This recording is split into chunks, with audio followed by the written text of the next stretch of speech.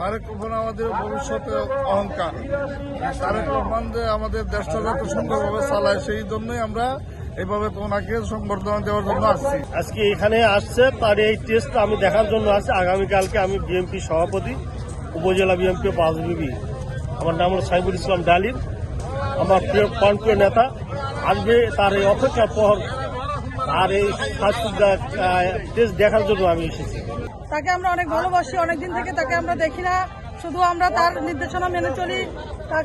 চলে আজকে এত বছর আমরা আন্দোলন সংগ্রাম করে আসলে অনেক কষ্ট করে আমরা মাঠে টিকে আছি। আর আসলে আমরা আসছি খুলনা থেকে, আমরা অনেকদিন থেকে তাকে ভালোবাসি, সেই ভালোবাসার টানেই আমরা অনেক, যখন আমাদের জন্য অনেক দুঃসময় ছিল তখন আমরা অনেক আন্দোলন সংগ্রাম করছি, তখন তো কোনো নিরাপত্তাই ছিল না। এখন তো আসলে অবস্থা তার চেয়ে একটু ভালো, কাজে একটা না একটা ব্যবস্থা তো আমাদের জন্য হবে। এখানে আমরা যখন দলীয় প্রোগ্রাম করছি আপনার 24 সালের 5ই আগস্টের আগে, তখন আমাদের জন্য আরো অনেক ঝুঁকি ছিল, তাই মোকাবেলা করেই কিন্তু আমরা রাজপথে টিকেছিলাম। আর তখন আমরা যখন থাকতে পারছি, এখন আমাদের জন্য এটা কোনো ব্যাপার না। তারেক রহমানকে নিয়ে বেশ কিছু বলার নাই, তার কথা বলতে বলতে যদি সারা দিন রাত 24 ঘন্টাও বলি হয়তো বলার শেষ হবে না। তাকে আমরা মন প্রাণ দিয়ে ভালোবাসি, সে একজন ভালো মানুষ।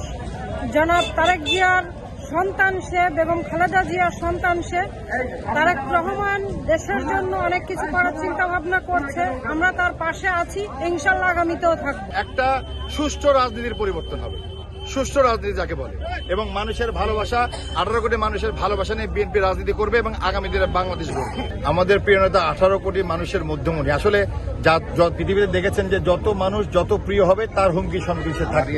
আসলে এইটা তো মাথায় নিয়েই উনি আসছেন, এবং আমরা যারা আছে অত্যন্ত প্রহরী, আমাদের বাংলাদেশের জাতীয়তাবাদী দলের প্রতিটি কর্মী তার প্রহরা দেবে ইনশাআল্লাহ।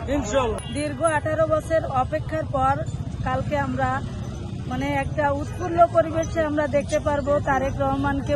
বলার ভাষা নেই, আমি বলতে পারতেছি না কি অনুভূতি আমার ভিতরে হচ্ছে, আসলে যা বলার অপেক্ষা রাখে না।